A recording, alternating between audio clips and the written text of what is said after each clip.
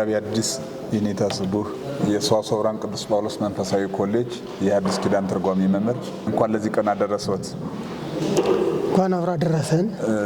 እግዚአብሔር ወዶና ፈቅዶ ለብዙ ዓመታት ለ24 ዓመታት ያህል እያስተማሩ ይገኛሉና ኮሌጅ ብዙ ነገሮችን ያስተምራሉ። የዚህ ትምህርት ቤት የትምህርት አሰጣጥ ከሌሎቹ ለየት የሚያደርገው ምንድነው? የተማሪዎች የትምህርት አቀባበልስ ምን ይመስላል?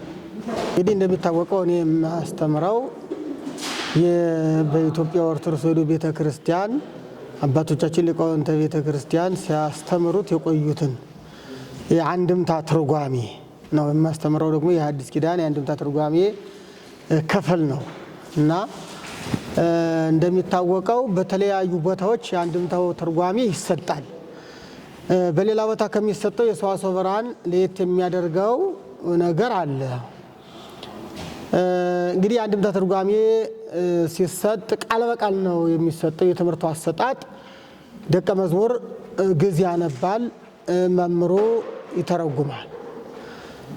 በሌላ ቦታ ብዙ ጊዜ ደቀ መዝሙር እያነበበ መምህር እየተረጎመ የዕለቱ ጉባኤ በአንድ ቀን የሚካሄደው ጉባኤ ካለቀ በኋላ ተማሪዎች ወደ ጥናት ይሄዳሉ፣ ደቀ መዛሙርቱ ማለት ነው። ጥያቄ እንኳን ሲጠይቁ አንድ ሁለት ጥያቄ በመጠኑ ጠይቀው ነው የሚሄዱት። የዚህ ሰዋስወ ብርሃን ለየት የሚያደርገው ምንድነው? ትምህርቱ ወይም አንድምታው እንደ ሕጉ እንደ ስርዓቱ ከአለፈ በኋላ ማለት ከተካሄደ በኋላ ደቀ መዛሙርቱ እጅግ በጣም ብዙ ጥያቄ ነው የሚጠይቁት። መምህራኑን እንዲሁ በሚገባ ብሉይ ኪዳን ላይ ሐዲስ ኪዳን ላይ ሊቃውንት በታሪክ መጻሕፍት ወይም በገድል በታምረ ማርያም ሊሆን ይችላል፣ በዛ ውስጥ ያሉ ተቃራኒ ነገሮችን ሁሉ እንዴት እንደሚቃረኑ በጥያቄ መልኩ ያቀርባሉ እና የጥያቄው ጊዜ አንድምታውን ከምንተረጉምበት ትርጓሜውን ከምንተረጉምበት ጊዜ ይልቅ ደቀ መዛሙርቱ የሚጠይቁበትና እኛም ጥያቄ የምንመለስበት ጊዜ ይበዛል። ብዙውን ጊዜ የሚወስደው በጥያቄ መመለሱ ነው፣ ወይም የደቀ መዛሙርቱ ጥያቄ መጠየቅ የእኛ ደግሞ መልስ መስጠት ማለት ነውና ከሌሎቹ በሌላ አካባቢ ከሚገኙ የአንድምታ ትርጓሜ ጉባኤያት ለየት የሚያደርገው በተለይ ይሄ ነው እላለሁ እና ምንድነው የሰዋስወ ብርሃን ቅዱስ ጳውሎስ መንፈሳዊ ኮሌጅ አንድምታ ትርጓሜ የሚማሩት ደቀ መዛሙርት እዚህ የሥነ መለኮቱን ትምህርት በጎን ይከታተላሉ፣ የተለያዩ መጻሕፍትን ያነባሉ። የአዲስ አበባም ሰፊ ስለሆነ በአዲስ አበባ ዩኒቨርሲቲም በተለያየ ቦታ መጻሕፍትን አንብበው ስለሚመጡ የአንባቢ መሆናቸውና ጠያቂ መሆናቸው ደቀ መዛሙርትን ለየት ያደርጋቸዋል ማለት ነው። መምህራኑንም ደግሞ እንዲሁ በደቀ መዝሙሩ ትጋት ልክ መምህሩን ስለሚተጋ እኛንም መምህራኑን እንዲሁ ከሌሎች አካባቢዎች ለየት ያደርገናል ማለት ነው። በዚህ ዙሪያ ያለው ኮሌጁ ጋፋነቱ አንጻር የማስተማር ግቡን መትቷል ብለው ያስባሉ? ለረጅም ዘመናት አስተምራቸዋል። ከዚህ ከየኔታ እሸቱ ጋር በመሆን ለ24 ዓመት ከሳቸው ጋር ደግሞ ለ22 ዓመት ያህል በፍቅር ልዩ በሆነ ለሌሎቹ አራያ ለደቀ መዛሙርቱ ብቻ ሳይሆን ለየትኛውም ሰው አራያ ሊሆን የሚችል በልዩ ፍቅር ነው ያስተማራችሁና አሁንም ፍቅራችሁን ለሁሌ እያየን ነው። በዚህ ላይ ከሌሎቹ ትምህርት ቤቶች የአብነት ትምህርት ቤትና ከኮሌጆች ጋር ሊኖረው የሚችል ግቡን እንዲመታ ምን ብናደርግ ውጤት ያመጣል ብለው ያስባሉ? ደቀ መዛሙርቱ ምን እንዲያደርጉ? ግቡን መጥቷል የሚለው ዓላማው ኮሌጅ እንግዲህ ሰውን ማምረት ነው። ሰውን በየጊዜ ያመርታል። የአባቶችን አደራ የሚቀበል እየንተ አበዊኪ ተወልዱ ለኪ ደቂቅ ነው። እንግዲህ ለቤተ ክርስቲያን አባቶች ሲያልፉ ልጆች ይወለዳሉ፣ ልጆች ደግሞ አባቶች ይሆናሉ።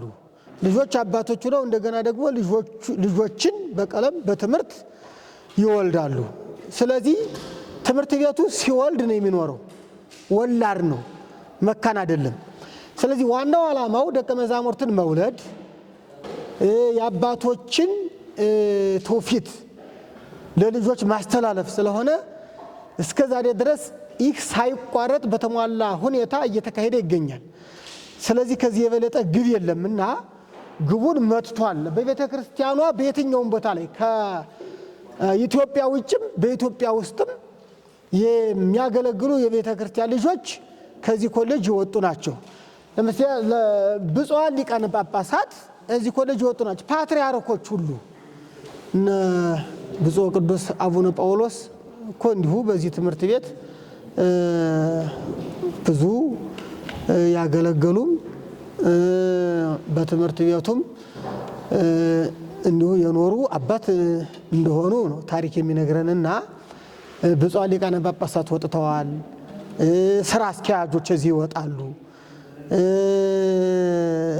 የአድባራት አለቆች አስተዳዳሪዎች ከዚህ ይወጣሉ። ሰባክያነ ወንጌል እዚህ ይወጣሉ። መምህራን እዚህ ይወጣሉ። በመጽሐፍ ቅዱስ ዙሪያ ተጠያቂዎች፣ መልስ ሰጪዎች የሚፈለፈሉት ከዚህ ነውና ግቡን መትቷል። አዎ ትክክል ነው፣ ግቡን መትቷል። እንግዲህ ያው እንደሚታወቀው መቼም ይቻለም ትክክል አትሆንም ሁሌ እና ያው ማድረግ የሚገባንን ሁሉ አድርገናል ባንልም ማድረግ የሚገባንን ስንል እንግዲያም ይህን ማድረግ እኮ ይገባን ነበር ግን አላደረግንም ልንል እንችላለን። ይህ ማለት ግን ምንም አላደረግንም ማለት አይደለም። ምናልባት ማድረግ ነበረብን የምንለው ላይሟላ ይችላል። ምንጊዜም በዚህ ምድር ላይ ሁሉ አይሟላም እንጂ ግቡን መትቷል ለሚለው ጥያቄ አዎ ግቡን መትቷል። ወደፊት ምን ማድረግ አለበት ነው? ይህን አጠናክሮ መቀጠል ነው። በዋነኛነት ቤተ ክርስቲያን የምትፈልገው ቤተ ክርስቲያኗ በሃይማኖት በቀኖና ቀጥ ብላ የያዘችውን ወደፊት እንድታስቀጥል እንድትቀጥል ማድረግ ይሄ ነው ዋናው ነገር። ቤተክርስቲያን የምትፈልገው አሁን ይሄንን ነው እና እንደሚታወቀው እኔ የትርጓሜ መምህር ነኝ። ትርጓሜ ደግሞ ለቤተ ክርስቲያናችን ለቤተ ክርስቲያን አስተምሮ ወሳኝ ነው። ለምን ሃይማኖቱ የሚጠበቀው በትርጓሜ መጻሕፍት ነው። ትርጓሜ ከጠፋ ሃይማኖቱ ይጠፋል። ኦርቶዶክስ ተዋሕዶ ሃይማኖት አስተምሮዋ ምንድን ነው? ሃይማኖቱ ምን ይመስላል? ከሌላው በምን ይለያል? በመጽሐፍ ቅዱስ ያለው በመጽሐፍ ቅዱስ መመዘኛ ሲመዘን ትክክል መሆኑ እንዴት ነው የሚለው እኮ ይህንን እኮ ቀጥ አድርጎ የአባቶችን ወደ ልጆች እያስተላለፈ ይዞ የሚሄደው ትርጓሜ ነው አይደል? ስለዚህ ተርጓሜው አባቶቻችን የተረጎሙት አሁንም ለትውልድ መተላለፍ አለበት ነው። መስፋፋት አለበት፣ በበለጠ መጠንከር አለበት። መጀመሪያ የቆየውን ይዞ መቆየት አለበት። ከዚህ በበለጠ ደግሞ እየተሻሻለ መሄድ አለበት። እየተሻሻለ መሄድ አለበት ስል ትርጓሜ አይደለም የሚሻሻለው፣ አሰጣጡ፣ የትምህርት አሰጣጡ፣ የጊዜ አጠቃቀሙ ምናልባት ረዥም ጊዜ የሚወስደው በአጭር ጊዜ እንዲያልቅ ማድረግ፣ ደቀ መዛሙርት በረዥም ጊዜ የሚወስኑትና የሚይዙት በአጭር ጊዜ እንዲይዙና እንዲወስኑ ማድረግ፣ እንዲህ እንዲደረግ የማስተማር ስልቱን በበለጠ እያሻሻሉ እያጠናከሩ መሄድ ይቻላል። ትርጓሜው ግን ያው አባቶች የተረጎሙት ነው የሚተረጎመው። ያንን የሚገለብጥ ትርጓሜ ሊመጣ አይችልም። እንደዚያ ከሆነ ቤተክርስቲያኗ ፈረሰች ማለት ነው። እና ትርጓሜ እኮ እንዴት ነው? ጌታችን ተረጎመ ለደቀ መዛሙርት ፈክር ለና አሉት አይደለ? ተረጎመላቸው። ሐዋርያት በዘመናቸው ይተረጉሙ ነበር። ከሐዋርያት ቀጥለው ሐዋርያን አቡ ይተረጉሙ ነበር። እዚያ በኋላ ሊቃውንት ሲተረጉሙ ይኖራል። ትርጓሜ ከጌታችን ከመድኃኒታችን ከኢየሱስ ክርስቶስ ተያይዞ ነው እኮ የመጣው። ስለዚህ ያ ተያይዞ የመጣው ከኛ ደርሷል። ለሚቀጥለው ትውልድ ደግሞ መቆየት አለበት ነው። እና ምን መደረግ አለበት ሲባል የቤተ ክርስቲያንን ሃይማኖቷን፣ ቀኖናዋን፣ ትውፊቷን ለሚቀጥለው ትውልድ ማስተላለፍ መቻል ነው። ይሄ ነው እንግዲህ ከቤተ ክርስቲያን የሚጠበቀው ዋናው ነገር ይሄ ነው። ያው እንደሚታወቀው እንግዲህ የቤተ ክርስቲያን ብዙ ጠላት አላት። ዲያብሎስ እኮ ጠላት ያስነሳል። ጌታችን ተናግሯል እኮ ገበሬው ንጹሕ ስንዴ ዘርቶ ሄደ፣ ጠላት መጣና እንክርዳድ ዘራ ነው የሚለው። ይህ እንግዲህ ሰሙ ሲሆን ወይም ምሳሌው ሲሆን ስንዴና እንክርዳድ ማለት ነው። ገበሬው መልካም ዘር ዘራ ማለት ኢየሱስ ክርስቶስ መልካም ትምህርት አስተማረ ማለት ነው። ሐዋርያት ከሱ ተቀብለው አስተማሩ። አሁንም የቤተ ክርስቲያን ሊቃውንት መልካም ትምህርት ያስተምራሉ። መልካም ትምህርት በተዘራበት የሰው አእምሮ ላይ የኑፋቄና የክደት እንክርዳድ የሚዘራ ጠላት ይኖራል ነው። የትርጓሜው ጥቅሙ ለዚህ ነው። ጠላት እንዳይገባ የቤተ ክርስቲያን አስተምሮ እንዳይበላሽ ከአባቶች መንገድ ፈቀቅ እንዳይለይ ከመስመሩ እንዳይወጣ ማድረግ ነው እና ጠላትን የሚከላከለው ትርጓሜያችን ስለሆነ ለጠያቂ መልስ የሚሰጠው በአባቶች ትርጓሜ ስለሆነ ይህ ሊቀጥል ይገባዋል ነው። እሺ በጣም ጥሩ። ከናንተ በፊት ስለነበሩት መምህራንና በተምሮ ማስተማር ለየት ያለ የምታስታውሱት ነገር ካለ? ከዛ በፊት ግን ደቀ መዛሙርቱ ከዚህ ተመረቁ ከሰዋስወ ብርሃን ቅዱስ ጳውሎስ መንፈሳዊ ኮሌጅ ተምረናል ተመርቀናል ከማለት ባለፈ ለኮሌጁ ምን አይነት ውጤት አመጣዋል? ቤተክርስቲያንን ከማገልገላቸው አንፃር ለኮሌጁ የሚጠቅም ነገር ለአብነት ትምህርት ቤቱ ለዚህ ለትርጓሜው ለሴሚናሪውም ማገልገል የሚችል በዘመኑ ደግሞ ቁስና ቴክኖሎጂ ወይም ደግሞ ሌሎችን ሊሆን ይችላል። ይህን እንዲያደርጉ ምን አድርገዋል?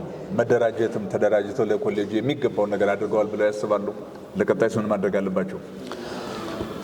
እንግዲህ ሁለት ጥያቄ ነው ማለት ነው። የመጀመሪያው እንግዲህ ከአባቶች ከኛ በፊት እኔ የገባሁት ታላቁ ሊቅ መላከ ገነት የኔታ ገብረ ሥላሴ ብሉይ ኪዳን አንድምታ ትርጓሜ እያስተማሩ እሳቸው ጉባኤ ነው የገባሁት እና ምን ያስታውሳሉ ካሉኝ እንግዲህ ብዙ ጊዜ የማስታውሰው የኔታ ገብረ ሥላሴን ነው።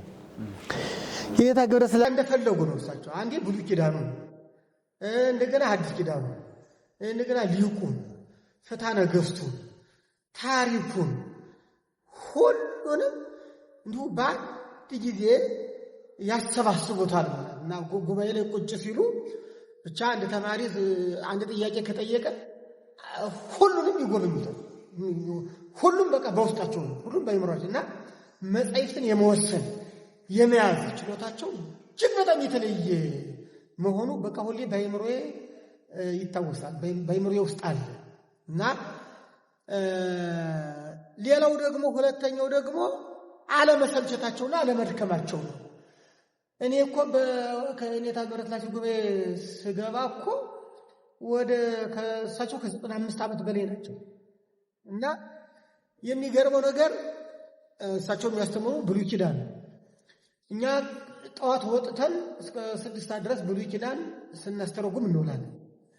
ከዛ በኋላ ትንሽ እህል ውሃ ቀምሰው እንደገና የኮርሱ የሥነ መለኮት ትምህርት የሚማረው ተማሪ ሲመጣ ደግሞ ለአንዱ ሐዲስ ኪዳን፣ ለአንዱ ዳዊት፣ ለአንዱ ደግሞ ፍትሐ ነገሥት፣ ደግሞ ለአንዱ ሌላ በቃ ማታ ደግሞ ሲተረጉሙ ያመሻሉና የሚገርም አለመሰልቸታቸው እና አለመድከማቸው በጣም የሚገርም መቼም የሚያጸና እግዚአብሔር ስለሆነ ማለት አሁን በዚያ ዕድሜ እንግዲህ ሳይደክሙ እንደገና ውለው ከኛ ጋር ነው እንደገና ደግሞ ያመሻሉ።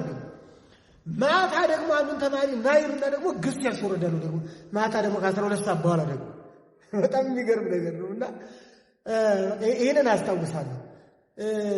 ይሄ በመጻሕፍት ዙሪያ ያላቸው ዕውቀት የዕውቀታቸው ስፋት ይሄ መጻሕፍትን እንዴት እንደወሰኗቸው መጻሕፍትን በጣም ያስደንቀኛል፣ ያስገርመኛል ማለት ነው።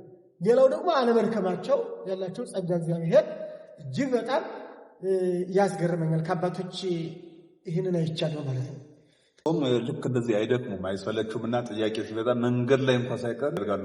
ከሳቸው ያገኙት ነው ማለት ነው። ይሄኛው እንደው ዝም ብለን ያገኘነው አይደለም። እንግዲህ እንዴት ነው ምን መሰላችሁ እኛ አሁን በአባቶች ሚዛን ስንመዘን በጣም የወረድንን አሁን ላለው ትውልድ ደግሞ እኛ ትጉል እንመስል እንችላለን እንጂ እኔ ራሴን በነ የኔታ መላከ ገነት ገብረ ሥላሴ ስመዝነውና በዚያ ሳየው እኔ ሰነፍ ነኝ ብዬ ነው ራሴን ከሰነፎች ነው የምቆጥረው እና እንግዲህ እና በዚያ አንጻር እኔ በአባቶች አንጻር ሳይ እኔ በስንፍና ላይ ያለሁት ማለት ነው። ምክንያቱም አሁን እንደሚታወቀው እንደኛ አሁን ያው ተቆጣላችሁ እንዴት እንደምናሄድ እንግዲህ ታውቃላችሁ። እና የኔታ ገብረ ሥላሴ እኮ ምንድን ነው የሚያደርጉት? ኦሪት ያሄዳሉ። ኦሪት የሚማረው ልፍ ሲል እንደገና ደግሞ ነቢያት ያሄዳሉ። ደግሞ ነቢያት ያሄደው ደግሞ ልፍ ሲል ቢያንስ 1-3 ይኖራል እኮ ቀን። በዚህ መልኩ እኮ ነው የሚውሉት። እንደገና ማታ መጥተው ደግሞ ያን ያክል ነው። እኛ አንድ ጉባኤ ነው የምናካሂደው። ምናልባት የኛ የሚሰፋው የጥያቄ ጥያቄና መልሱ ነው እኛ ላይ ሰፋ የሚለው እንጂ በትርጓሜው ላይ ያለውን ስናይ የኛ በጣም ትንሽ ነው ማለት ነው። ከነሱ አንፃር እኛ ትንሽ ነው። ያው ራስን ዝቅ ነው እንጂ ከፍ ማድረግ ያው መጽሐፉን ስለማይል ያው እርሶ በትህትና የታወቁ ስለሆነ ምንም ሌላ ማድረግ አንችልም። ስለዚህ በቅርቡ ስለማስተማሩ በሌላ ጊዜ በሰፊው እናያለን። በዚህ በሰሞኑ ከታየ አንድ ነገር አለ። በእርሶ በዚህ እያስተማሩ በሁለት ነው የሚያስተምሩት። እዚህ ያሉ በስላሴ እዚህም ያስተምራሉ። እረፍት በሌለውት በሌሊት ይህን ያህል ደክመው መጽሐፍ አለ። አሁን ፊትም የጻፏቸው ወደ 3-4 መጽሐፍቶች አሉ። እስከ 8 መጽሐፍ ጽፈዋል። በዋነኛነት ደግሞ ያብራሯቸው መጽሐፍቶች አሉና ከነዚህ አሁን ሰሞኑ ቤዛዊተ ዓለም የምትባል መጽሐፍ ጽፈው ለአንባቢያን አድርሰዋል። በዚህ መጽሐፍ ላይ የተገኙ ሰዎች ታላላቅ ሰዎች አይተናል። የሚገርመው በእርጅናቸው እንኳ ሳይሰለቹ እዛች ቁጭ ብሎ እስከ መጨረሻ ያዩ ንጹሐን አባቶችን አይተናልና በዚህ መጽሐፍ ለሰው ምን ያስተምራል ብለው ያስባሉ? ስለእመቤታችን የሚገባውን በእነ መምህር ያረጋል አበጋዝም በሚገባ ተገልጿልና ልክ መጽሐፍ እንዴት እንደሆነ እርስዎ መጽሐፉን የጻፉበት ምክንያቱ መነሻው ምንድን ነው? ተከታዩስ ምን ያስባሉ? እንግዲህ እኔ ቤዛዊተ ዓለም በሚል ርዕስ ስለእመቤታችን ስጽፍ የመጀመሪያ ጸሐፊ አይደለሁም እኮ እኔ። የቤተ ክርስቲያናችን አስተምሮ ትውልዱ እንዲያውቅ የቤተ ክርስቲያኑን አስተምሮ ለትውልዱ ማስተላለፍ እንዲቻል ነው የጻፍኳት። መተላለፍ አለበት። የቤተ ክርስቲያን አስተምሮ ትውልዱ ማወቅ አለበት ነው። ያው እንደሚታወቀው እንግዲህ በዚህ ዓለም ስንኖር ያው ጌታችን እንደተናገረው በስንዴው ላይ እንክርዳድ የሚዘራ አለ። ያው ጠላት ጎን ለጎን ይኖራል። ያው ዲያብሎስም እኮ በጎን ይሰብካል እኮ የሰበከ ጠላት ያፈራል እኮ። ያ ጠላት ምንጊዜም መልካም ነገሩን የሚቃወም ነው። መልካም የሆነውን የቤተ ክርስቲያን አስተምሮ የሚቃወሙ በከተማችን ውስጥ አሉ። እነዛ ደግሞ ተቃውሟቸው አነጋገራቸው ብዙ ሰዎችን ሊያስት ሊያሰናክል ይችላል። ብዙዎቹ እውነት ሊመስላቸው ይችላል። እውነተኛውን አስተምሮ የቤተ ክርስቲያን አስተምሮ ያላወቁ ሰዎች እንዲሁ ቤተ ክርስቲያን በመምጣት ተመልሶ በመሄድ ለጥምቀት በመውጣት ለመስቀል በመውጣት ወይም እሑድ ወጥቶ በማስቀደስ ብቻ ክርስትና ለመነሳትና ለማስነሳት የሚመጡ ብዙ ቅጥይት ሰዎች አሉ። እነዚያ ሰዎች ከጠላት አንደበት የሰሙትን እውነት መስሏቸው ይዘው ሊጓዙ ይችላሉ። እነዛ ሰዎች እንዳይሰናከሉ የቤተ ክርስቲያኑ አስተምሮ ይሄ ነው የሚል ተውፊት ወይም ደግሞ የቤተ መጻፊን ማብራሪያ እንሆ ብዬ አበርክቻለሁ ማለት ነው። እና የጻፍኳት ያው ስለእመቤታችን ነው። ስለእመቤታችን እንግዲህ ነቢያት ትንቢት ተናግረዋል። ጌታችን ከእርሷ ተወልዷል። ሐዋርያት ስለ እርሷ ተናግረዋል። ከዚያ በኋላ ብዙ ሊቃውንት ስለእመቤታችን ተናግረዋል። ስለዚህ ስለእመቤታችን የመጀመሪያው ተናጋሪ እኔ አይደለሁም ነው የኔ ስራ። ነቢያትም እንደዚህ ተናግረውለት ትንቢት ተናግረዋል። ጌታችን እሷ በድንግልና ተጸንሶ በድንግልና ተወልዷል። ሐዋርያት ስለሷ አስተምረዋል ነው። እና በተለይ ደግሞ እንዴት ቤዛዊተ ዓለም ትባላለች፣ እንዴት መድኃኒተ ዓለም ትባላለች የሚል ተቃውሞ ያላቸው ሰዎች ስላሉ ለነሱ ደግሞ ቤዛዊተ ዓለም የምትባለው እንዲህ ስለሆነ ነው፣ በመጽሐፍ ቅዱስ ማስረጃው ይሄ ነው፣ መድኃኒተ ዓለም የምንላትም እንደዚህ መጽሐፍ ቅዱሱ በዚህ እንዴት ተጽፎ ስለተገኘ ነው የሚለውን ትክክለኛ የሆነው አስተምሮ የቤተ ክርስቲያናችን አስተምሮ ትውልዱ እንዲያውቅ ጽፌያለሁ ማለት ነው። እና ትውልዱ እያነበበ እንዲረዳ እንግዲህ ምንድነው መልእክቴን አስተላልፋለሁ። ከልብ እናመሰግናለን። ቀጣይም በሌላ መጽሐፍ እንደምንገናኝ እንደሚጽፉልን ተስፋ እናደርጋለን። በተለይ ደቀ መዛሙርቱ ጥያቄ የማቴዎስ ወንጌል እንዲያብራሩ ብዙ ጥያቄዎች አሉ። ውዳሴ ማርያም የብዙ ትምህርት ቤቶች አብነት ነውና ራስ ነው የኮሌጅ ለዚህ የሚሆነውን ደግሞ ይህንን በሚገባ እንዲጽፉልን ብዙ ጊዜ ጥያቄ ይነሳ ነበረና ይህ ስላደረጉልን ከልብ እናመሰግናለን። በእውነት ረጅም ዕድሜ ይስጥልን። የአባቶች በረከት በእርሶ ላይ እንዳለ ያለ ጥርጥር እናምናለን። እግዚአብሔር የነሱ በረከት ረጅም ዕድሜ እንዲሰጥልን ከልብ እንመኛለን። ከየኔታ እሸቱ ጋር ያላችሁ ፍቅር በእውነት ለሌላው አርአያ የሚሆነውና በዚሁም እንዲያው ለዘላለም እንዲያጸናልን ፍቅራችን እንዲያስፈጽምልን ከልብ እንመኛለን። እንግዲህ ከኔታ እሸቱ ጋር ያው ከ20 ዓመት በላይ አብረን አስተምረናል እና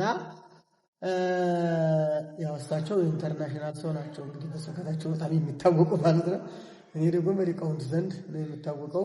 ብዙውን ጊዜ ጉባኤያችን አንዱ ጉባኤ ነው። ያው እንደምታውቁት እናንተም እኛ ጋር ሆናችሁ ያው ታያላችሁ። ተሳስበን ተግባብተን ተወያይተን ይሄ መልካም ነው፣ ይህን እናድርግ፣ ለደቀ መዛሙርቱ ይሄ ይሻላል ብለን በመስማማት በመግባባት እናስተምራለን። የወንጌልም ዋናው ስራውና ዓላማው መግባባት፣ መስማማት፣ አንድ መሆን፣ በፍቅር መኖር ነውና በፍቅር ነው የምናስተምረው። በዚህ ደስ ይለኛል።